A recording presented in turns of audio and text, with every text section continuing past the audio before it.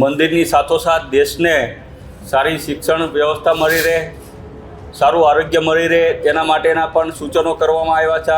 પથ્થરનું મંદિર બનાવવાથી દેશ કોઈ દિવસ વિશ્વગુરુ નથી બની શકવાનો. ખરેખર રામ રાજ્ય સ્થાપવું હોય તો પછી આપણે છેવાડાના માનવીનો વિકાસ કરવો જોઈએ, એ ખૂબ જ જરૂરી છે. ગુજરાતની વિધાનસભાનું સત્ર ચાલુ છે, જેમાં આજના દિવસે રામ મંદિર મામલે અભિનંદન પ્રસ્તાવ રજૂ કરવામાં આવ્યો હતો. આ મામલે અલગ અલગ નેતાઓની અલગ અલગ પ્રતિક્રિયા આવી હતી. આમ આદમી પાર્ટીના બોટાદના ધારાસભ્ય છે ઉમેશ મકવાણા, એમણે પણ પોતાની પ્રતિક્રિયા આપી હતી. તેમણે કહ્યું હતું કે આમ આદમી પાર્ટી પ્રદેશવાળી એટલે કે ગુજરાતની અને નેશનલવાળી એ બંને આ નિર્ણયને આવકારીએ છીએ. નિર્માણ જે થઈ રહ્યું છે મંદિરનું એને પણ પથ્થરના મંદિરથી દેશ વિશ્વગુરુ નહીં બને, મંદિર બનવાથી રામ રાજ્ય નહીં આવે, નાના માણસોને સુવિધા મળશે એ જરૂરી છે. સાંભળીએ ઉમેશ મકવાણા.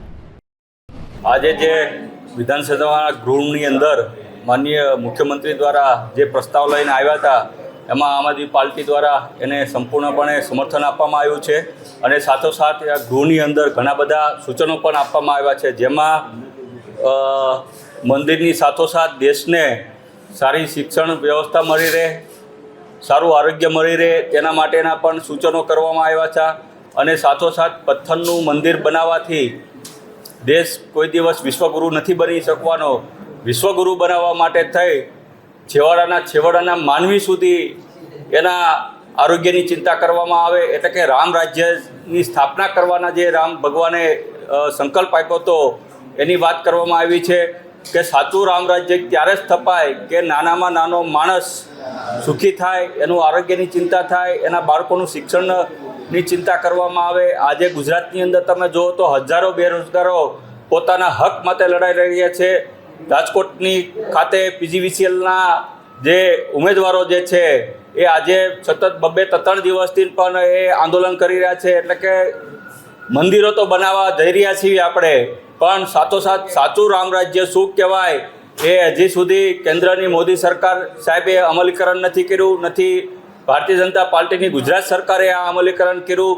ખરેખર અમલીકરણ કર્યું હોય તો રામ રાજ્ય સાચું કોને કહેવામાં આવે છે તો એ એક વખત દિલ્હીની મુલાકાત લઈ લે.